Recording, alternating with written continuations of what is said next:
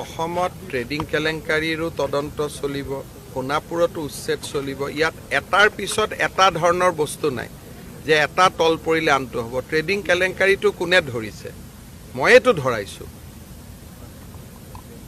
মোক টকা দিব হওঁতে সন্দেহ হওঁতেতো মই ধৰিলোঁ, কিন্তু গোটেইটো কেলেংকাৰীটো মইহে ধৰিলোঁ, বেলেগেতো ধৰা নাছিলে। গতিকে এতিয়া ধৰা মানুহজনকে আক্ৰমণ কৰিলে তাৰ মানে কি? অপৰাধীক আমি সাহস দিব খুজিছোঁ যে তোক মুখ্যমন্ত্ৰীয়ে ধৰিছে, গতিকে আমি মুখ্যমন্ত্ৰীকে ধৰি দিওঁ। এইটোৰ মিনিংটো কি? যিজন মানুহে গোটেই ঘটনাটো পোহৰত আনিলে তেওঁকে গালি গালাজ কৰা মানে ইনডাইৰেক্টলি অপৰাধীকেইজনক ভিটামিন দিয়া হ'ল নে নাই? এতিয়াতো আপোনালোকে জানে চেনেলবিলাকত বা বিভিন্ন ইউটিউব এওঁলোকৰ ওপৰত পডকাষ্ট হৈছে, এওঁলোকক হিৰো বনাই আছিলে, মইতো দেখা নাছিলোঁ।